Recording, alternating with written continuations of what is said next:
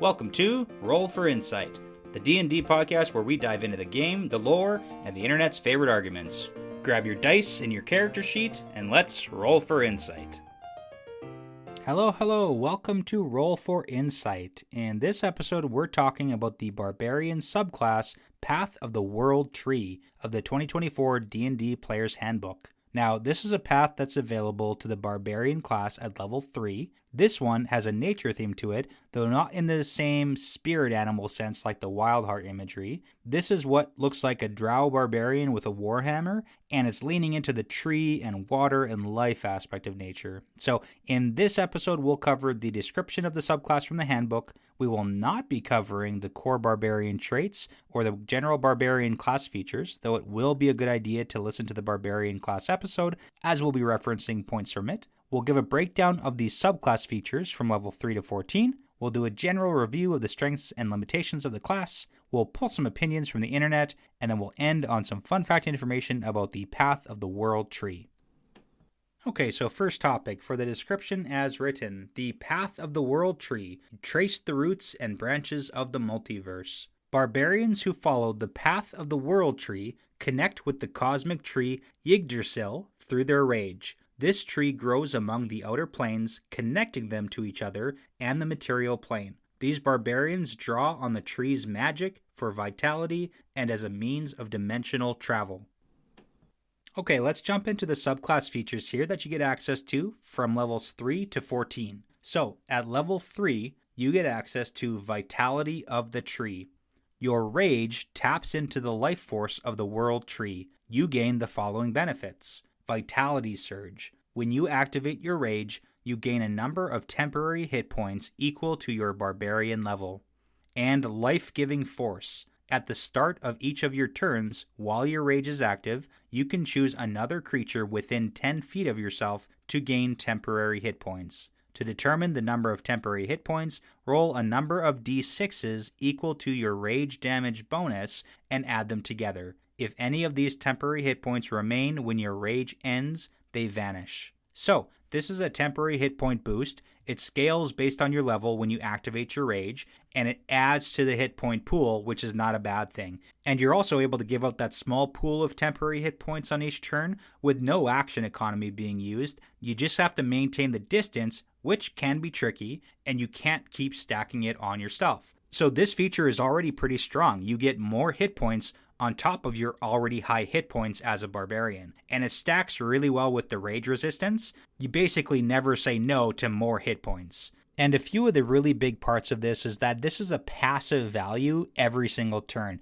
You don't have to spend extra action economy to make these work. However, that 10-foot proximity to pass off the temporary hit points, that one can be tricky in a lot of chaotic fights. Now, at level 6, you get access to Branches of the Tree. Whenever a creature you can see starts its turn within 30 feet of you while your rage is active, you can take a reaction to summon spectral branches of the world tree around it. The target must succeed on a strength saving throw, a DC of 8 plus your strength modifier and proficiency bonus, or be teleported to an unoccupied space you can see within 5 feet of yourself or in the nearest unoccupied space you can see. After the target teleports, you can reduce its speed to 0 until the end of the current turn. Now for this one, instead of you going to your enemies, you make your enemies come to you. And as a teleportation, you can also use this to get your allies out of a lot of tight spots. You have the option to reduce speed to 0 after the teleportation as well,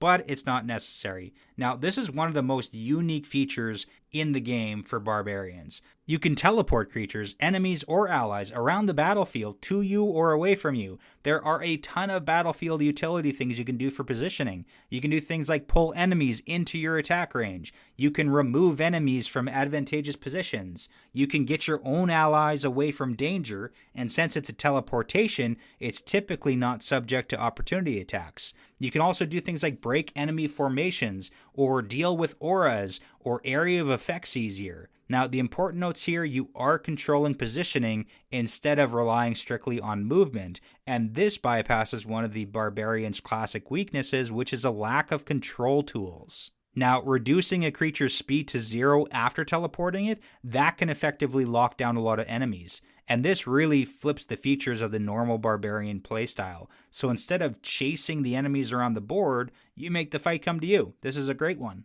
Now, at level 10, you get access to Battering Roots. During your turn, your reach is 10 feet greater with any melee weapon that has the heavy or versatile property, as tendrils of the World Tree extend from you. When you hit with such a weapon on your turn, you can activate the Push or Topple Mastery property in addition to a different mastery property you're using with that weapon. Now, this feature really upgrades your combat control significantly. So your reach increases by 10 feet, so most melee weapons now will reach a total of 15 feet. This alone is huge. You threaten a much larger area, so that means you control more space. Plus, you get the power boost because you can apply Topple or Push in addition to the weapon's normal masteries.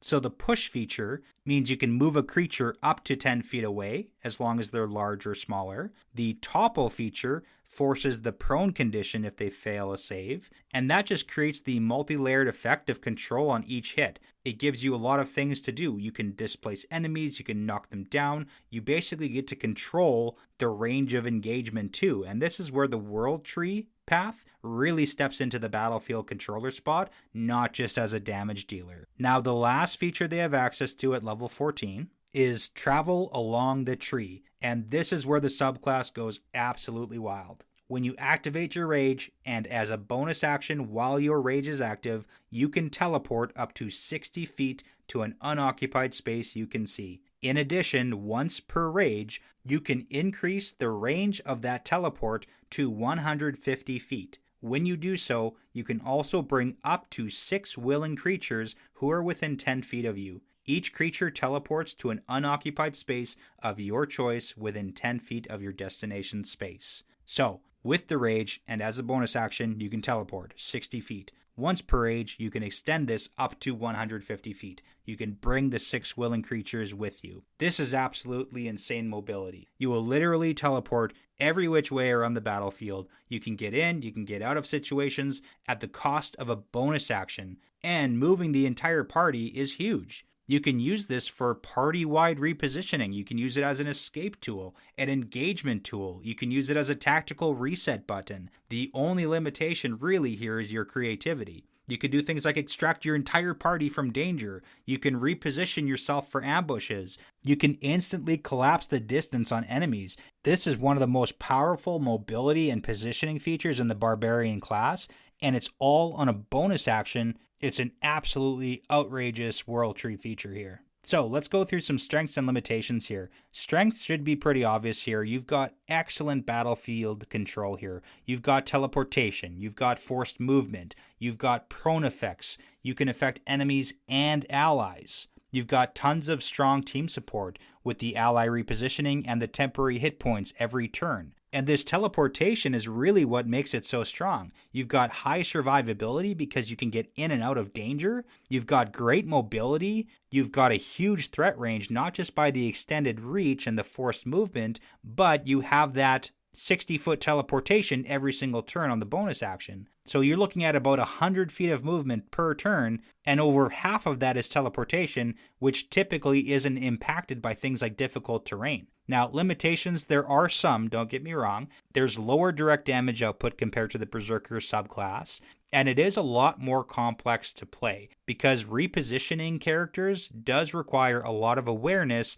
and decision making. And then you will get a lot more value out of this if your party plays around with your positioning tools, but if your table plays very like straight line combat, not very much movement, then some of this value is going to be reduced. Now, let's take a look at some of the internet discourse around the Path of the World Tree here. So one of the biggest takeaways is that it does feel a bit like a support barbarian because the subclass sort of breaks from the traditional model of the barbarian. You're not just soaking up damage and dealing damage. You're doing the things like controlling the space and protecting allies and repositioning the fight. So some players absolutely love that shift, but others do prefer the more traditional barbarian roles, at which point this might not be the best choice of subclass for you. Some players point out that this is the strongest Barbarian subclass because it does a little bit of everything and it does it really well. It's got the survivability, it's got the control, the mobility, the teleportation, the support. It might not top the damage charts in comparison to other Barbarians, but it can contribute in every phase of combat. And this can lead to one of the other criticisms here is that it's complicated for a Barbarian. Barbarian is usually a simple class.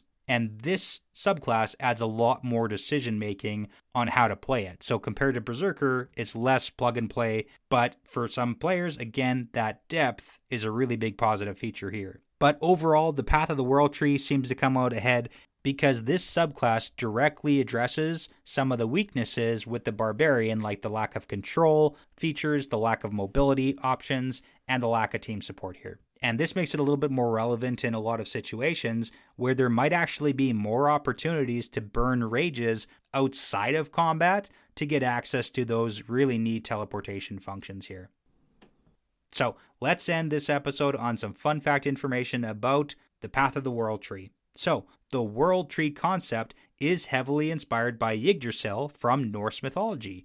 It's an immense and central sacred tree in Norse cosmology. It exists all around everything else, including the 9 worlds which it connects. And those worlds are Asgard, Vanaheim, Alfheim, Midgard or Earth, Jotunheim, Muspelheim, Svartalheim, Niflheim, and Nidavellir. And this directly ties to the teleportation, the movement, the connection between spaces and tree root symbolism.